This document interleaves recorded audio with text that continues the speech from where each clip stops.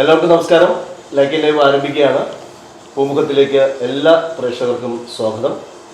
ആദ്യമേ ഒരു സന്തോഷം ആണ് നിങ്ങളോട് പങ്കുവയ്ക്കാനുള്ളത്. നമ്മുടെ ഈ പൂമുഖം എപ്പിസോഡ് 100 എപ്പിസോഡ് പിന്നിട്ടിരിക്കുകയാണ്. അതിൻ്റെ ഒരു സന്തോഷത്തിലാണ് നമ്മളെല്ലാവരും, നമ്മുടെ അണിയറ പ്രവർത്തകരും എല്ലാവരും ഈ 100 എപ്പിസോഡ് പിന്നിട്ടിരിക്കുന്നു എന്നുള്ള സന്തോഷ വാർത്ത നിങ്ങളോട് പങ്കുവയ്ക്കുകയാണ്. അത് നിങ്ങൾ തന്നിട്ടുള്ള പ്രോത്സാഹനവും സ്നേഹവും ലൈക്കും അതുപോലെ തന്നെ ഷെയറുമൊക്കെ നമ്മുടെ ഈ എപ്പിസോഡ് 105ലേക്ക് കടന്നിരിക്കുകയാണ്. അപ്പോൾ ഇന്ന് നമ്മൾ ഷൂട്ട് ചെയ്യാൻ പോകുന്ന 105ാമത്തെ എപ്പിസോഡാണ്.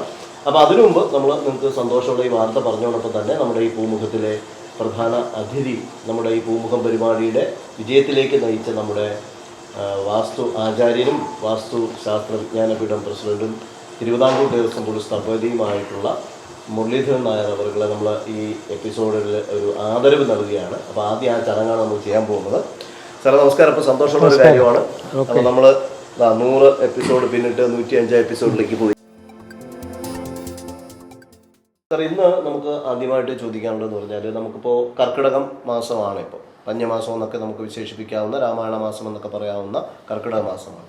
ഈ കർക്കിടക മാസത്തിൽ എല്ലാവരും നല്ല കാര്യങ്ങൾ തുടങ്ങുന്നതിന് വേണ്ടി മാറ്റിവെക്കുന്ന ഒരു സമയം കൂടിയാണ് എന്നാണ് നമുക്ക് പൊതുവേ നമുക്ക് മനസ്സിലാക്കാൻ സാധിക്കുന്നത്. പക്ഷേ ഒരുപാട് ചോദ്യങ്ങൾ നമുക്ക് ഈ കർക്കിടക മാസവുമായി ബന്ധപ്പെട്ട് വന്നിട്ടുണ്ട്. അവർക്ക് സാമ്പത്തികമായിട്ടൊക്കെ ലോണും മറ്റു കാര്യങ്ങളൊക്കെ അനുഭവിച്ചു വരുന്ന സമയത്തായിരിക്കുമല്ലോ ഒരു വീട് പണി തുടങ്ങുന്നത്. കർക്കിടക മാസത്തിൽ വീട് പണി നടത്തുന്നത് ഉചിതമാണോ, അല്ലെങ്കിൽ വീടിനുള്ള തയ്യാറെടുപ്പുകൾ നടത്താമോ എന്നുള്ള ചോദ്യമാണ് ഏറെ പ്രേക്ഷകരും ചോദിച്ചിരിക്കുന്നത്. ഇത് വളരെ എല്ലാവർക്കും അറിയത്തക്ക ഒരു ക്വസ്റ്റ്യൻ തന്നെയാണ്. ഒരുപാട് പേര് ഈ കാര്യം സംശയം കൊണ്ട് എന്നെ വിളിച്ച് ചോദിച്ചിട്ടുമുണ്ട്. അപ്പോൾ ഈ കർക്കിടകം എന്ന് പറഞ്ഞാൽ കൃഷിക്കാർക്ക് അഗ്രികൾച്ചർ പർപ്പസുമായിട്ട് ബന്ധപ്പെട്ടൊരു പഞ്ഞമാസമായിട്ടാണ് എന്നെ പണ്ട് കാലത്ത് കണ്ടുവന്നിരുന്നത്. ഇന്നിപ്പോൾ ആ സ്ഥിതി കർക്കിടമാസമാകുമ്പോൾ കാലാവസ്ഥയ്ക്ക് അതിൻ്റെ രീതിയിലൊരു മാറ്റം തീർച്ചയായിട്ടും ഉണ്ടാകും. ചെറിയ കാറ്റും തണുപ്പും മഴയും അതൊരു സ്വാഭാവികമാണ്. വീടിനെ സംബന്ധമായിട്ട് അതൊക്കെയാണെങ്കിൽ ഒരു വീടിൻ്റെ ആദ്യമായിട്ട് ഒരുക്കെന്ന് പറഞ്ഞാൽ ശരിക്കും ഒരു ഭൂമി പൂജ ചെയ്യുന്നതിന് ഏറ്റവും ഉത്തമം കർക്കിടക മാസമാണ്. കർക്കിടക മാസം വെച്ചാൽ രാമായണ മാസമാണ്. രാമായണ മാസം വൈഷ്ണവത്തിലേക്ക്, അപ്പോൾ ശരിയായിട്ട് പറഞ്ഞാൽ ഭൂമി പൂജ ചെയ്യാൻ ഏറ്റവും നല്ലൊരു മാസം കർക്കിടക മാസം. പല ആൾക്കാർക്ക് അറിഞ്ഞുകൂടാ ചിങ്ങത്തിൽ പൂജ ചെയ്യാം, ചിങ്ങത്തിൽ തുടങ്ങുന്നുണ്ട്, എന്നാൽ അവർക്ക് തെറ്റിപ്പോയി. എന്നാൽ കർക്കിടക മാസത്തിൽ ഇപ്പോൾ ഭൂമി ഒരുക്കേണ്ട എല്ലാം ഒരുക്കാം. ഇപ്പോൾ നമുക്ക് ഒരു ഏറ്റക്കുറച്ചിൽ സ്റ്റെപ്പായിട്ട് കിടക്കുകയാണ്, കുറച്ച് ഭാഗം ചരിഞ്ഞ് കിടക്കുകയാണ്. അപ്പോൾ അതിൻ്റെയൊക്കെ ജേസി കൊണ്ടൊന്ന് കറക്റ്റ് ചെയ്തെടുക്കാം. നമുക്ക് ആവശ്യമുള്ള പിന്നെ അവിടെ ഇരുത്തി ഭൂമി പൂജ ചെയ്തെടുക്കാം. വേണമെങ്കിൽ ചുറ്റുമതിൽ കിട്ടുന്ന നിയമ തടസ്സമില്ല. വീടിൻ്റെ പണിക്ക് വേണ്ടി ഏതെങ്കിലും ഒരു സൈഡ് നമ്മൾ ഒഴിച്ചിടണം. അപ്പോൾ ആ ഒരു സൈഡ് ഒഴിച്ചിട്ട് ബാക്കി 3 ഭാഗം നമുക്ക് ചുറ്റുമതിൽ കിട്ടുന്നതിന് കുഴപ്പമില്ല. അപ്പോൾ ഈ കർക്കിടക മാസത്തിന് ഭൂമി പൂജ നടക്കും. പിന്നെ അനാവശ്യമായിട്ട് നിൽക്കുന്ന അതേ വീടിനകത്ത് ദോഷങ്ങൾ വരുന്ന മരങ്ങളൊക്കെ മുറിച്ച് മാറ്റാം. ഭൂമി പൂജ കഴിഞ്ഞിട്ടാണ് അത് മുറിച്ച് മാറ്റേണ്ടത്. അതെല്ലാം ചെയ്ത് കഴിഞ്ഞിരുന്നാൽ ചിങ്ങമാസം പിറക്കുമ്പോൾ നമുക്ക് നല്ലൊരു ദിവസം നോക്കിയിട്ട് നമുക്ക് തറക്കല്ലിട്ട് നമുക്ക് വീട് പണി തുടങ്ങുന്നതിന് തടസ്സമില്ല. അല്ലാതെ കർക്കിടക മാസത്തിൽ നമ്മൾ സാധാരണ തറക്കല്ലിടാറില്ല. വീടിൻ്റെ ശരിക്ക് പറഞ്ഞാൽ വീടിൻ്റെ തുടക്കം എന്ന് പറയുന്നത് തറക്കല്ല് ഇടുന്നതുകൊണ്ടാണ്.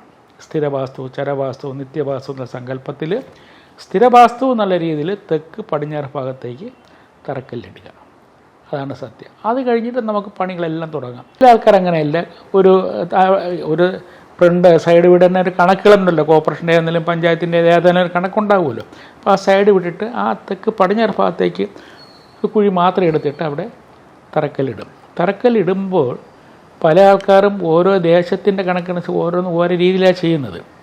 ചില ആൾക്കാരാണെങ്കിൽ തൊട്ടടുത്ത അമ്പലങ്ങളും കാര്യങ്ങളും ഉണ്ടെങ്കിൽ അവിടെ നിന്ന് പൂജ ചെയ്ത് വരുന്ന ചില സാധനങ്ങളും തകിടുകളും അതും ഇതൊക്കെ നമ്മുടെ കല്ലിനടിയിൽ സ്ഥാപിക്കാറുണ്ട്. എങ്കിലും നവരത്നം 9 ഗ്രഹങ്ങളെ സംബന്ധിച്ച 9 കല്ലുകൾ, സൂര്യൻ, ചന്ദ്രൻ, ചൊവ്വ, ബുധൻ, വ്യാഴം, ശുക്രൻ, ശനി, രാഹു, കേതു, ഇങ്ങനെ 9 നവരത്ന കല്ലുകൾ വിധിപ്രകാരം പൂജ ചെയ്ത് നമുക്ക് വെറ്റിലയിൽ പൊതിഞ്ഞ് നമ്മുടെ ഈ സിമൻറ്റ് ചാന്ത് അതിൻ്റെ പുറത്ത് വെച്ചിട്ട് കല്ല് അതിൻ്റെ പുറത്ത് വയ്ക്കുക. അതാണ് ശിലാസ്ഥാപന ചടങ്ങ് എന്നുള്ളത്. അതാണ് ചില ആൾക്കാർ ഇത് ഈ കല്ലിൻ്റെ പുറത്ത് കൊണ്ട് കല്ല് വെച്ചിട്ട് അതിൻ്റെ പുറത്തുകൊണ്ട് വെച്ചത് അത് വയ്ക്കുന്നത് ശരിയല്ല. അങ്ങനെ വെച്ചിരുന്നാൽ ശരിക്ക് പറഞ്ഞാൽ ആ പണി ചെയ്തുകൊണ്ടിരിക്കുന്നവരെ നോക്കി വെച്ചേക്കും, എടുത്തുകൊണ്ട് പോകും. അപ്പോൾ അതൊരിക്കലും ചെയ്യരുത്. നമുക്ക് അടിയിലാണ് വരുന്നത്, കല്ലിൻ്റെ അടിയിലാണ്, ശിലാസ്ഥാപനം നടത്തുന്ന അടിയിലാണ്. പിന്നെ ഈ ബോക്സിനകത്ത് സെറ്റായിട്ട് കിട്ടും, അതിനെ ഇളക്കിയിട്ട് വെറ്റിലയിൽ പൊതിഞ്ഞ് വയ്ക്കണമെങ്കിൽ തടസ്സമില്ല. പല ആൾക്കാർ അതോടുകൂടി സെറ്റായിട്ട് തന്നെ വയ്ക്കുന്നത്. ഏതായിരുന്നാലും ശരി, നവരത്നക്കല്ല് തന്നെ അതിൻ്റേതായ ഗുണങ്ങളുണ്ട്, ഇല്ലയെന്ന് പറയാൻ പറ്റില്ല. പിന്നെ ചില ഭാഗങ്ങളിലൊക്കെ ആണെങ്കിൽ ഈ നവരത്നക്കല്ലുകളൊന്നും വയ്ക്കാതെ പണ്ട് കാലത്ത് ചെയ്തു വന്ന ചില നടപടിക്രമങ്ങൾ എന്താണ്, കൊച്ചുകുട്ടികളുടെ കാതി കിടക്കുന്ന കമ്മൽ, ചെറിയ മോതിരം, ചെറിയത് സ്വർണ്ണം ഇടുക. ഇപ്പോൾ ഈ അടുത്ത കാലത്ത് ഈ നവരത്നക്കല്ല് ഇതൊക്കെ വന്ന ശേഷം പിന്നെ ആ പരിപാടി ഇപ്പം മതിയായി. എന്നാലും പണ്ടത്തെ കാരണം അവരോ മറ്റോ പറയും, ഇല്ല സ്വർണ്ണ നാണയം ഇടണം എന്ന് പറയും. അവർ ഇന്നും ആ പഴമയുടെ അത് കണ്ടിന്യൂ ചെയ്ത് ഇന്നും സ്വർണ്ണ നാണയം ഇടുന്നുണ്ട്. പിന്നെ വലിയ ഫ്ലാറ്റുകൾ, വലിയ സമുച്ചയങ്ങൾ ഇതുപോലുള്ള ചെയ്യുമ്പോൾ അതിൻ്റേതായ ചില കാര്യങ്ങളൊക്കെ നമ്മൾ ചെയ്യാറുണ്ട്. ഈ നവരത്നങ്ങളിൽ മാത്രമല്ല, അതിനോട് തന്നെ പല കാര്യങ്ങളും ചെയ്യുന്നു. കല്ലിട്ട് പണികൾ ആരംഭിക്കുന്ന നടപടികളിലേക്ക് കടക്കുക എന്നുള്ളതാണ്. സർ, മറ്റൊരു ചോദ്യം വന്നിട്ടുള്ളത് നമ്മൾ വീടിൻ്റെ ദർശനവുമായി ബന്ധപ്പെട്ടതാണ്. നമ്മൾ പലതവണ പറഞ്ഞിട്ടുണ്ടെങ്കിൽ വീണ്ടും അത്തരത്തിൽ സംശയം വരുന്നുണ്ട്. വീടിൻ്റെ ദർശനം തെക്കോട്ടാണ് എന്നുള്ളതാണ്. ഈ തെക്ക് ദർശനമായ വീടിൽ വരുന്നതിൽ എന്തെങ്കിലും ദോഷമുണ്ടോ എന്നുള്ളൊരു ചോദ്യമുണ്ട്. അതോടൊപ്പം തന്നെ തെക്ക് ദർശനമുള്ള വീട്ടിൽ വടക്ക് ഭാഗത്ത് ബാത്റൂമിൻ്റെ വരുന്നതും എങ്ങനെയാണ് എന്നുള്ളൊരു സംശയം. അപ്പോൾ ആദ്യം നമുക്ക് ആ ദർശനത്തിൻ്റെ ഒരു കാര്യത്തിലേക്ക് തന്നെ ആദ്യം പോകാം. ഇത് നമ്മൾ തന്നെ ഒരുപാട് തെക്ക് ദർശനത്തെ പറ്റി ഒരുപാട് ചർച്ച ചെയ്തിട്ടുള്ള സബ്ജക്റ്റാണ്. എങ്കിലും ഒന്നുകൂടെ ഇത് പറയാം. ഈ തെക്ക് ദർശനത്തിന് ഒരുപാട് ഭയപ്പാടോടെയാണ് ജനങ്ങളിനെ കാണുന്നത്.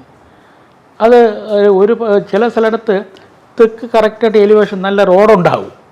അപ്പോൾ തെക്കോട്ട് നോക്കിയിരുന്നാൽ കാണാനും ഭംഗിയുണ്ടാവും. പക്ഷെ അവർ പേടിച്ച് ചെയ്യാതെ കൊണ്ട് തിരികെ ഇങ്ങനെ കിഴക്ക് ഭാഗത്തോ പടിഞ്ഞാറ് ഭാഗത്തോ പൂമുഖം വരത്തക്ക രീതിയിൽ കറങ്ങി തിരിഞ്ഞ് വന്ന് കയറത്തക്കരിൽ അതിൻ്റെ ഒന്നും ആവശ്യമില്ല. പിന്നെ തെക്കിന് യമദിക്കെന്നുള്ള ഒരു ഭയപ്പാട് എങ്ങനെയോ ജനങ്ങളെ പിന്നെ മനസ്സിൽ ഉറഞ്ഞുപോയി. പക്ഷേ അത് ആധികാരികമായിട്ട് അതിൽ തെറ്റിദ്ധാരണയാണ്. ശരിയായിട്ട് പറഞ്ഞാൽ തെക്ക് ദർശനത്തിന് കണക്കൊത്ത് പൂമുഖവാതിലൊക്കെ വന്നാൽ അതുപോലെ ഐശ്വര്യം മറ്റ് 3 ദിക്കിന് ഇല്ല എന്നുള്ള അഭിപ്രായക്കാരനാണ് ഞാൻ. കാരണം ഇത് ഉച്ചം നീചം എന്നൊരു കണക്കുണ്ട്. തെക്കിൻ്റെ മദ്യം, അടുത്ത് വീട് വയ്ക്കാൻ വീടിന് മദ്യം എടുത്ത് കിഴക്കോട്ട് മാറി വേണം നമുക്ക് ശരിക്കും പറഞ്ഞാൽ പൂമുഖവാതിൽ തെക്കിൻ്റെ വരെ. അങ്ങനെ ചെയ്ത എല്ലാ ഐശ്വര്യങ്ങളും ഉണ്ടാകും. അതിനകത്തുള്ള ക്രമീകരണങ്ങൾ ചെയ്യുമ്പോൾ ഒരിക്കലും തന്നെ വീടിൻ്റെ 4 മൂലകളിലും ടോയ്ലറ്റ് കൊടുക്കരുത്. ഇപ്പോൾ തെക്ക് ദർശനം വരുമ്പോൾ സ്വാഭാവികമായിട്ട് തെക്ക് കിഴക്ക് ഭാഗത്തേക്ക് നമുക്ക് കിച്ചൺ കൊടുക്കാൻ ബുദ്ധിമുട്ടാണ്, അത് ഫ്രണ്ടായി പോകുമല്ലോ. അപ്പോൾ അങ്ങനെയാണ് വടക്ക് കിഴക്ക് ഭാഗത്ത് കൊടുക്കാം, വടക്ക് പടിഞ്ഞാറ് ഭാഗത്തേക്ക് കൊടുക്കാം. ഇപ്പോൾ പല ആൾക്കാരും പറയും വടക്ക് കിഴക്കേ മൂലഭാഗത്ത് പണ്ട് കാലത്ത് വടക്ക് കിഴക്കേ മൂലഭാഗത്ത് പിന്നെ അടുക്കളയും മീനിൻ്റെ ആശയിൽ കിണറും എന്നുള്ള സങ്കല്പത്തിൽ കൂടെ പോയിട്ടുണ്ട്. അപ്പോൾ അത് പണ്ട് കാലത്ത് ആരൂഢത്തിൻ്റെ വീടുകൾ അത് തന്നെയാണ് അതിൻ്റെ നിയമം, അങ്ങനെ തന്നെ ചെയ്തിരുന്നത്. ഇതുമായിട്ട് സംബന്ധമായിട്ട് ഒരുപാട് കാര്യങ്ങൾ പറയേണ്ടത് നമുക്ക് അടുത്തൊരു എപ്പിസോഡിൽ. തീർച്ചയായും. അപ്പോൾ നമ്മൾ പറഞ്ഞ പോലെ തെക്ക് ദർശനം എന്നുള്ളത് നിങ്ങൾ ഭയപ്പെടേണ്ട കാര്യമില്ല. തെക്ക് ദർശനം ഏറ്റവും അനുയോജ്യമായ ഒരു ദർശനം തന്നെയാണ്. അത് കൃത്യമായ പൂമുഖവാതിലിൻ്റെ അളവും ചിട്ടയായ രീതിയിലുള്ള ഒരു ക്രമീകരണമൊക്കെ നടത്തി നിങ്ങൾ തെക്ക് ദർശനം ധൈര്യമായിട്ട് വിട്ടുവെച്ചോളൂ, ഒരു കുഴപ്പമില്ല. അതനുസരിച്ച് നിങ്ങൾക്ക് മുന്നോട്ട് പോകാം എന്നുള്ളതാണ്. നമ്മുടെ ചാനൽ നിങ്ങൾ സബ്സ്ക്രൈബ് ചെയ്യുക, അതുപോലെ തന്നെ ബെല്ലൈക്കൺ അമർത്തുക, നിങ്ങൾ ഷെയർ ചെയ്യുക, നിങ്ങളുടെ സംശയങ്ങൾ നമ്മുടെ ഇൻബോക്സിനകത്ത് രേഖപ്പെടുത്തുക. അതിനുള്ള മറുപടികൾ ഓരോ എപ്പിസോഡിലും നൽകുന്നതാണ്. ഈ എപ്പിസോഡിലൂടെ അവസാനിക്കാം. നമസ്കാരം.